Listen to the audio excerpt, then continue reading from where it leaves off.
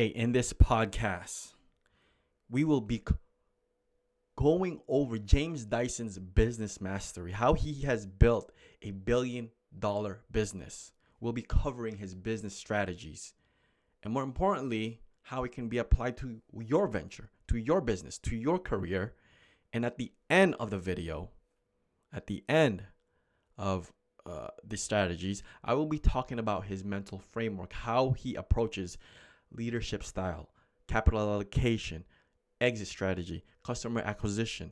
So get ready, get your pens and paper ready because we are learning from one of the great entrepreneurs. And if you haven't read his book, I highly suggest that you pick up his book and read it because it's very inspirational. So, from a struggling inventor to $13.3 billion empire builder, James Dyson's journey is the ultimate business success story. After creating 5,126 failed prototypes, Dyson finally perfected his revolutionary bagless vacuum cleaner that would transform the household appliance industry forever. So today, Dyson stands as one of the Britain's wealthiest self-made entrepreneurs with a staggering 13.3 billion net worth. His global technology company employs over 14,000 people worldwide, holds more than 5,000 patents across categories from vacuums to hair care to air purification. What makes Dyson achievements is truly remarkable is how he has built this empire from single insight that traditional vacuum bags reduce suction. And this observation, born from personal frustration, led to the creation of cyclonic separation technology that disrupted an entire industry.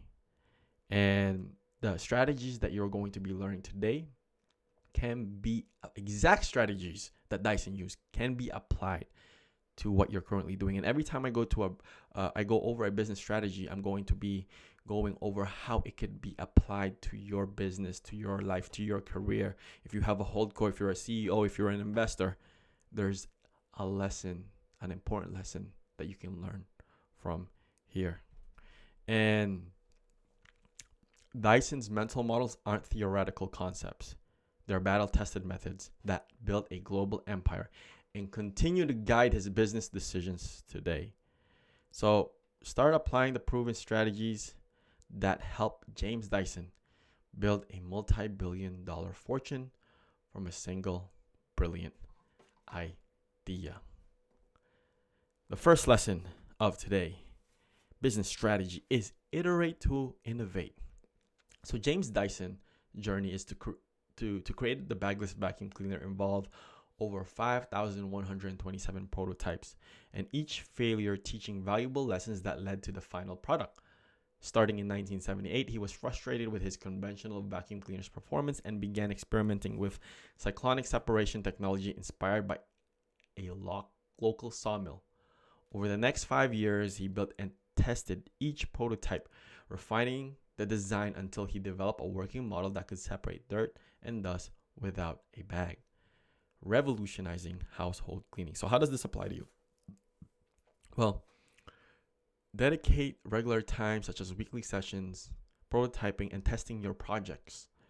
Document each iteration, noting that what worked and what didn't, to learn from mistakes and improve outcomes over time. So this can be applied to your product. This can be applied to your service. This can be applied to your team hiring process. It could be SOPs. It can be applied to a lot of areas. And the important lesson here is that what gets measured gets improved. So document each iteration, noting what worked, what didn't work. And there's another tip here, an inspiration that a lot of people, a lot of entrepreneurs see, which is when they are inspired by a product or a service or an idea from a different industry, James Dyson applied it into the vacuum industry. When he was inspired by the cyclonic separation when he saw the sawmill, and he applied that to the product. And Henry Ford also did this when it comes to when he was building his business, creating that the line, the factory line, to make things more efficient and effective. So these strategies are used and applied by great founders. Charlie Munger also talks about this. All right. So it's very important to have, when you see ideas, inspiration, there's think of a way how it might be able to help your business, your products, your service. And there's a lot of lessons in this particular strategy. So the next lesson is learn by doing. Despite not having formal engineering education, Dyson taught himself the necessary skills to design and build innovative products. After studying art and design, he immersed himself in engineering through hands-on experimentation, self-study, mastering complex principles to create groundbreaking products like the bagless vacuum cleaner and bladeless fan. His belief that anyone can become an expert in any field in 6 months through dedicated effort underscores this approach. So,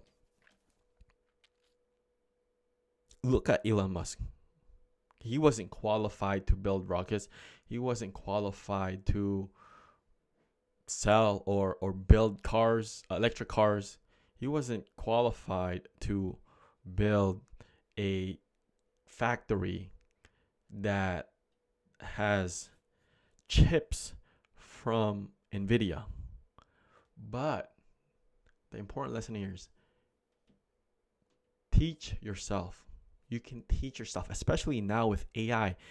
AI, it's in your pocket. It's in your cell phone. You can use that to teach you about new subjects.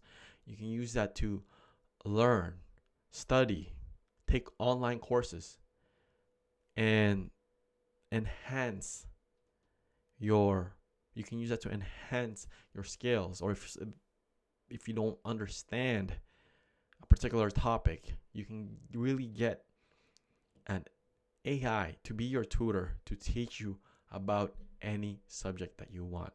And it's easier now because we have access to this powerful computer in our pocket. So learn by doing. The next business strategy is simple is superior.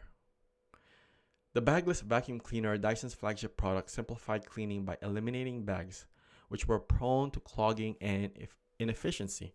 The simple yet revolutionary idea challenged industry norms, improved performance, and set a new standard, forcing the competitors to adapt and enhancing user experience. So look in areas in your business where complexity causes inefficiency, such as maybe it could be customer service, it could be the product features, and simplify.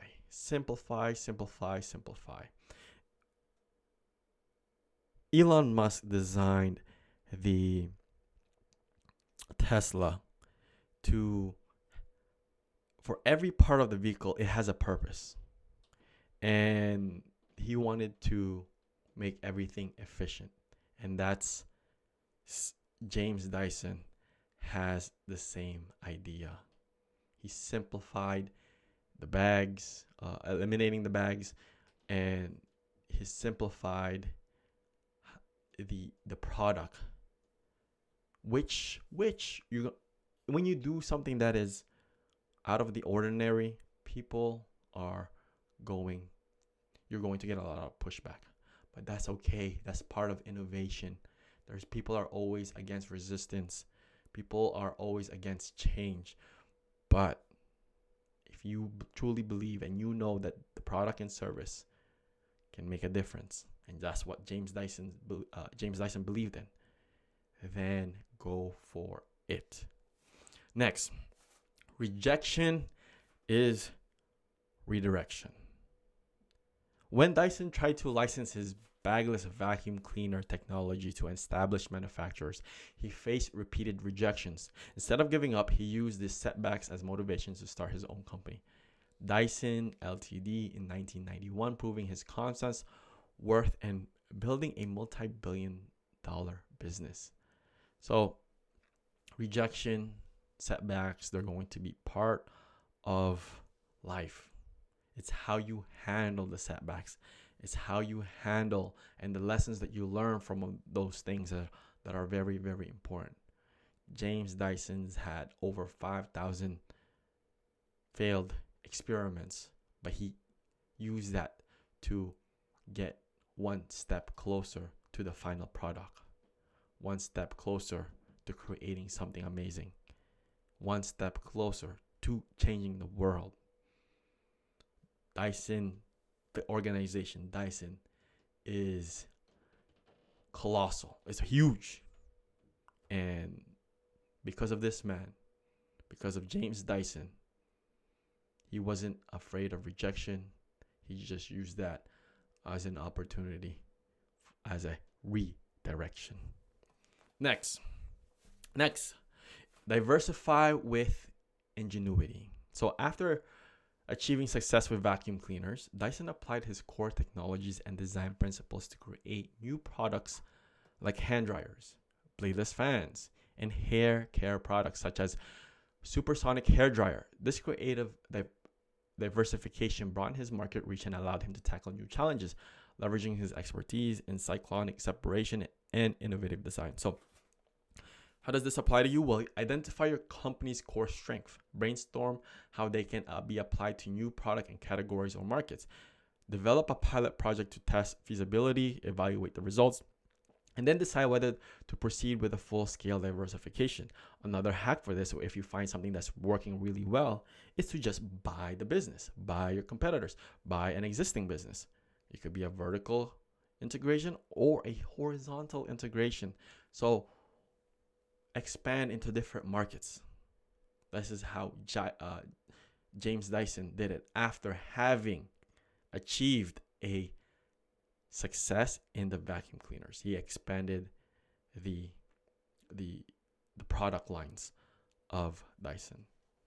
Next, teach to transform. So Dyson founded the Dyson Institute of Engineering and Technology in 2017 to provide hands-on engineering education and inspire future inventors. Additionally, the James inventors with innovative solutions, reflecting his commitment to addressing the skill gap in engineering and promoting creativity. Well, what does this mean for you? Support educational initiatives relevant to your business, such as sponsoring scholarship for students in related fields or organizing workshops. This can help build a pipeline of talent and contribute to community development. And that talent you can hire. Those talent you can bring it into your organization, right? So this is one, James Dyson is helping out people. He's making a difference, making an impact. And also the talent that comes out from those schools, he can hire them. So he grooms the person. And then if he sees that that person is going to be a good fit into their culture, into organization, and has the skills and they're competent and has the leadership ability, then he can offer them a job. So it's a win-win situation for everybody. Next, design with purpose. Dyson's products such as the air multiplier bladeless fan combine form and function. Influenced by his art background, this design-driven approach ensures his products are not highly functional but also aesthetically pleasing, helping them stand out in the market and build a strong brand identity. So incorporate design thinking into your product development process, focusing on user needs and aesthetics. Ensure the products are user-friendly and visually appealing, collaborating with designers to bring fresh perspectiveness to your projects. And definitely when he's working with a designer, this is going to have a different design compared to what the market is used to. And that also makes him stand out. And it's aesthetically pleasing, right? The function is there and it's aesthetically pleasing. People like beauty. People like symmetry. People like a good design. And this is what he did. How can you apply that to your product, your service? Maybe it could be your office. It could be your brand, your representation of your brand, your online media. So think of how that applies to what you're currently doing in your business and your ventures. Next, lead from the workshop. All right, so Dyson was deeply involved in the development of his products, personally building and testing prototypes to ensure they meet his high standards. This hands-on leadership style, evident during the creation of his vacuum cleaners, inspired his team and maintained a culture of excellence and innovation. So, as a leader, schedule regular hands-on sessions with your team to stay connected to project realities. Provide guidance and support, fostering a culture of quality and innovation through active involvement. So, he likes to be hands-on. He likes to be involved in what's happening, and he likes to inspire his team, the culture, and more importantly, he maintains the culture of excellence and innovation. And when people see that from their leader, then it really moves the organization. When that person, the leader, breeds excellence, stands for what he believes in, innovation. These are really, really powerful signals to the organization on how a leader should lead. And when the culture with the employees, the staff can see that, the commitment to the organization, to excellence, to innovation, the high standards, then it's going to create a good culture. Next, frustration fuels innovation. Well, frustrated with his conventional vacuum cleaner's performance, Dyson invented the bagless vacuum cleaner, channeling his dissatisfaction into a quest for a better solution. This frustration-driven innovation led to a product that transformed the industry and became a global success. So, first thing, just keep a like. How does this apply to keep a list of personal, professional frustration, such as with products or process, and each must select one to solve, brainstorming ways to address it. This can lead to new ideas or improvements, turning annoyance into opportunities for innovation. Think of things that's frustrating you right now. And if you don't have an idea, if you can't get, let's say you can't get an idea, or you don't have an idea, or you don't have a list of frustrations, the next thing that you should do is talk to your customers. Ask them what they are frustrated about. And that will help you create a better product, a better service, or a better process. Next, this is the last one before I go to his decision-making process. Now, globally, the business strategy is called globally inspired but locally grounded. Despite being a global brand, present in 84 markets, Dyson maintains its British identity with headquarters in the UK and an emphasis on British design and engineering. This balance of goal reached with local roots helped the economy resonate with customers worldwide while staying true to its origins. So ensure your branding reflects your local heritage. It's very important that your branding is congruent everywhere. The message is aligned. The design is aligned. And branding builds trust. A good brand can build trust, and that trust, all right, if you have a loyal customer base, then it's going to be hard for them to leave. Especially if you are obsessed about your customers, obsessed about delivering an amazing product or service, and always improving the quality of the product. Right? So these are his business strategies that he used to build a billion-dollar business. Now, it talked about a lot of mindset, because for somebody to go through so many setbacks, rejections, failures, he went through a case, And that really, really made him uncomfortable, and also it squeezed his money. He had limited sources of funds because of that. So mindset is really, really important for James Dyson. He was never give up. He had the never give up mentality. He always he knows that there was a light at the end of the tunnel, and he was always persisting. He was persevering. He was willing to make the sacrifices to make his vision a reality. So now I'm going to be talking about a particular mental model. So, for example, his leadership style, his decision-making process framework, his tactics, his financial strategy, and then what his process was like when he was making those type of decisions in that particular category. So the first one is decision-making framework.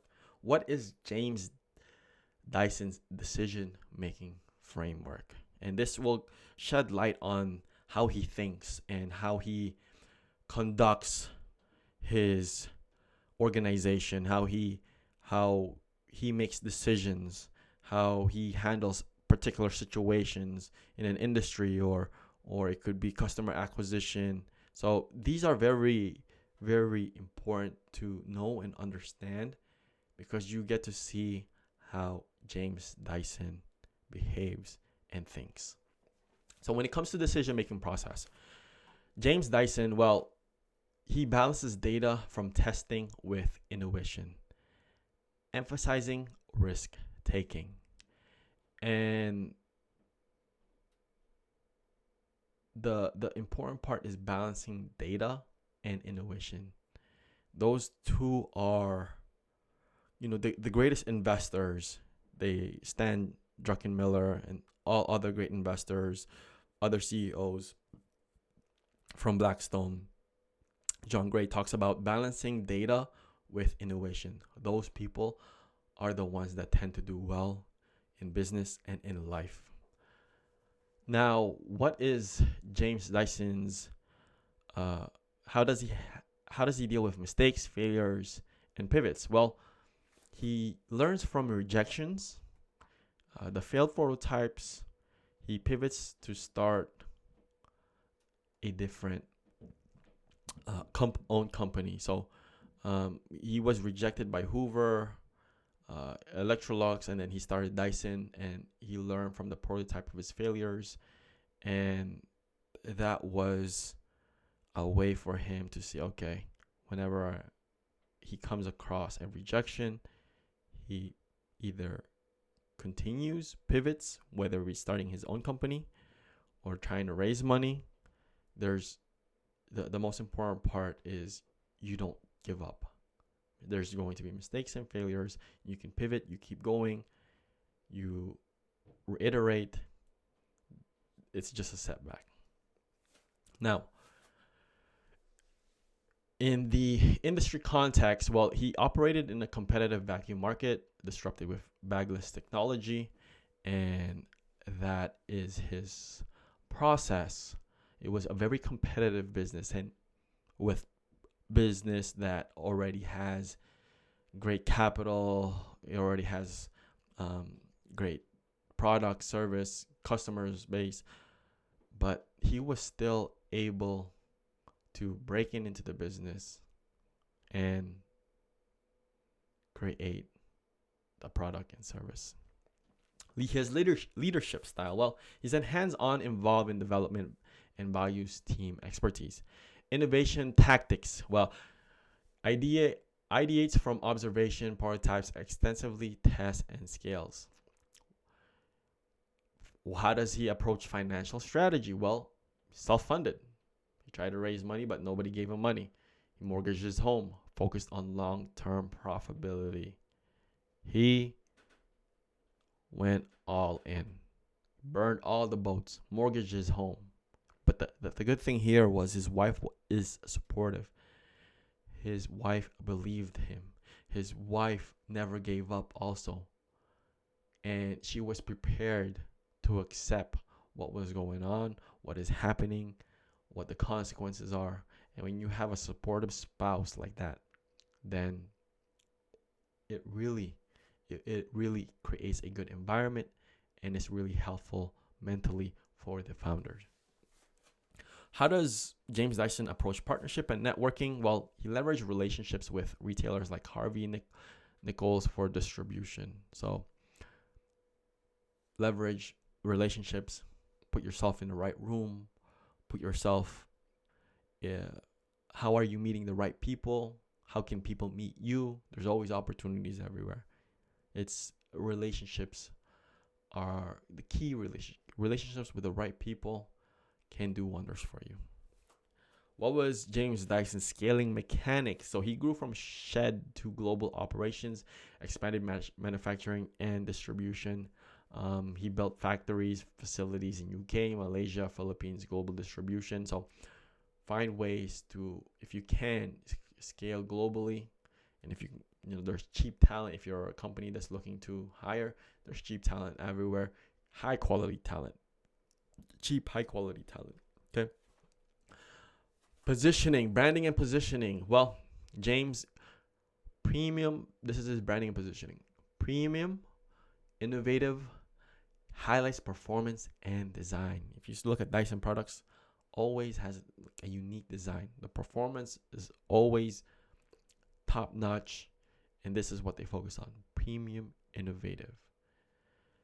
What is your positioning? If you can sum up your brand into 2 or 3 words, what are they? And make sure that those brand your brand is aligned and consistent with those type of messaging. James Dyson, how did he acquire customers? Well, he used advertising, PR, customer service, and focus on quality for retention. If you have a good product, the product is going to sell itself. But he also helped, you can't just rely on word of mouth. He also used advertising, PR, customer service. So you're attacking customers, or you're trying to acquire customers from multiple angles, whether it's advertising, PR, customer, doing great customer service, and the most important part, quality of the product will have a high retention rate. Crises management. So, handled COVID-19 by developing ventilators, managed patent and disputes. All right, so that was the how he handles crises management. Adaptability. How was he adaptable?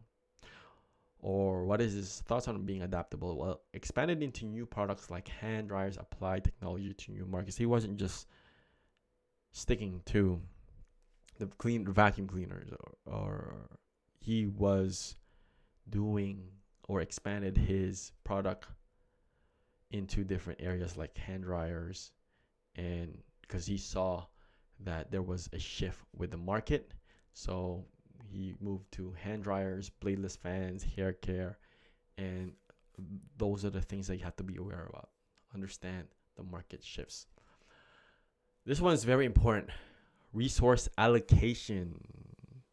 So how did he allocate capital? Well, he prioritized R&D. Balances time, money, talent for growth. But the most important part is to prioritize R&D, because he wanted to innovate and always focus on product development, product superiority. Those were his main priorities. So when it comes to, and the reason why he did that is because he always wanted to have the best product, delivering the best results, and also he always wanted to be ahead of the curve. Now with AI going on, you need to be ahead of the curve, because AI is going to disrupt a lot of things. So where in your business can you prioritize R&D? Cultural impact, fostered innovation, culture inspired through foundations and awards. What is his long-term vision? balances sustainability, education with short-term wins. He always focused on the long-term vision. Long-term vision is the key, especially when he had a lot of setbacks. What was his vision? How can he make that happen? Ethical dilemmas. Did he have any ethical dilemmas? Well, he navigated pricing, labor, maintained high standards, focus on the quality, focusing on the quality adhered to ethical production. Okay, sometimes he was having scrutiny with the labor practices, but he was able to overcome that by outsourcing into different countries. What is his personal habits and routines? Well, he's driven. You know, to be an entrepreneur like this, to have a vision, to create a wonderful product and make your vision come true. Remember, this particular product that he invented, wasn't around. He was the first person to do it. You have to be driven. You have to be persistent. You have to work long hours. And he was a hands-on problem solving. He wanted to solve the problem. Long hours. And there was,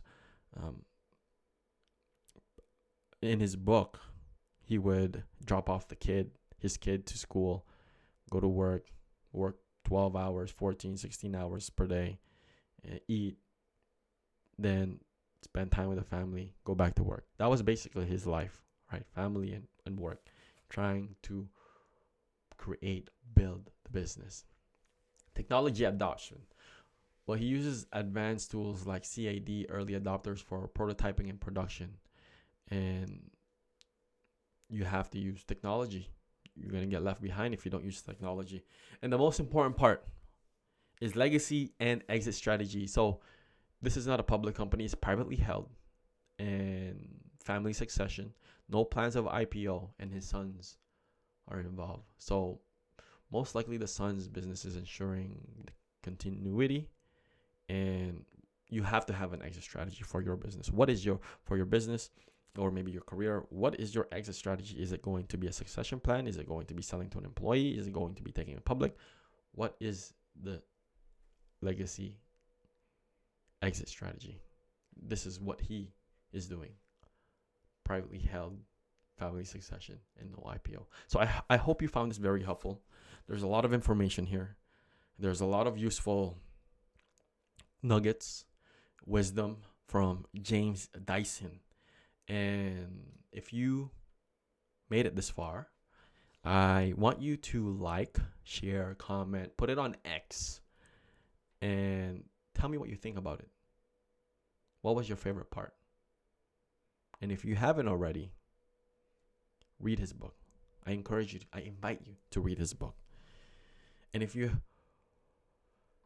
had fun, if you're new to the channel, subscribe. You're going to get a lot more golden nuggets like this from amazing entrepreneurs who has built an empire, a dynasty. And now, with that being said, go out there. Build your dynasty. Forge your empire. And continue to be excellent. With that being said, peace. Till next time.